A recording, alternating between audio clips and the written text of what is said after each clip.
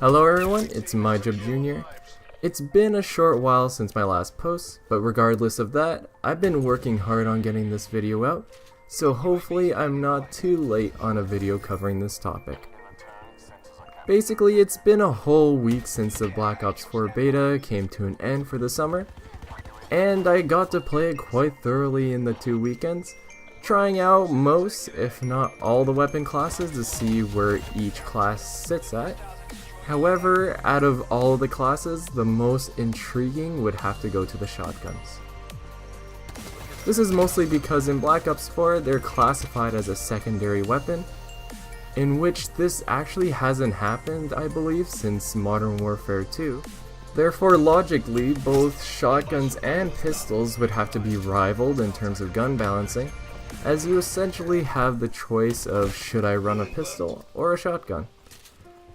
The following mentality, matched with the long time to kill, initially gave me a ton of doubt about these shotguns versus some of the others that we've seen in past Call of Duty games. But after a couple matches, I quickly found out that this was a lot more interesting than I could have ever thought. To start things off, there was only 2 shotguns that were usable in the beta. However, I expect that there will be many more in the full release. One shotgun is a traditional pump action shotgun, the MOG 12, that features a very consistent 2-hit kill as described in the game, and from my own personal experience using it. As if you hit your opponent with the shotgun's fairly decent range, you will definitely expect to down them in at least 2 hits. As over the course of a ton of matches using it, I've never experienced a 3-hit kill, even if you're underwater or if the enemy has body armor on. I should also note that the MOG 12 with no attachments can get a 1-hit kill at very close range, but I would describe it as being quite unreliable. The other shotgun is dubbed as the SG-12, which is a lower damage semi-auto shotgun with a solid rate of fire that boasts a 4 to 5 shot kill.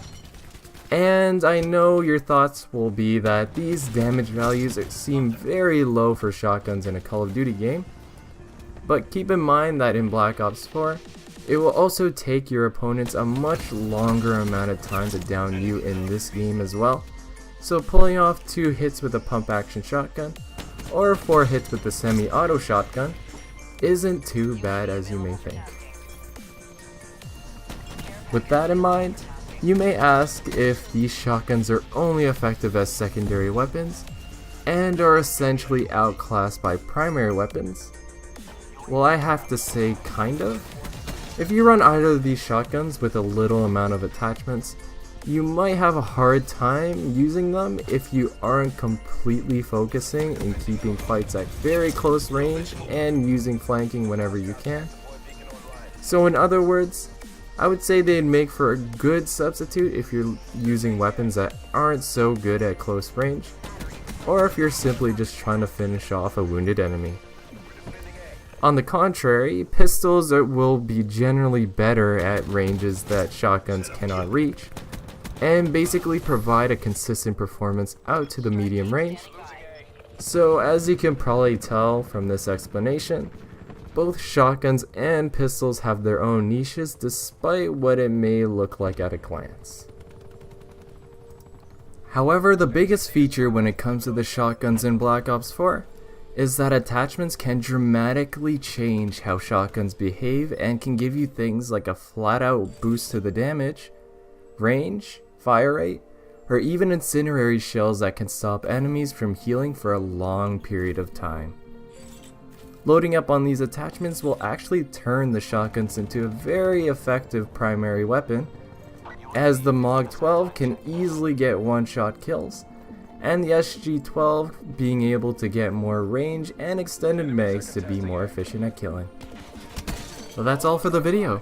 As for some closing thoughts, I really like what Treyarch has done with the shotguns in the game, as you can essentially choose whether you want a decent secondary or a strong close range primary weapon. But also, since I've never spoke about what I actually thought about the beta in general, I'll have to say that the second weekend of the beta was very solid, as it played much smoother with way less hitching and a much more balanced gunplay. Of course, there was some issues with weapons that were performing too well, but it wasn't so bad that you'd be forced to use the better weapons. So with that, I would definitely say that I'm looking forward to the full release of the game in October, especially with all the additional tweaks that they'll be doing upon launch. But as for my future videos, I'll probably return back into World War II for the time being until the Blackout beta gets launched. But as always, thanks for stopping by, and until the next video.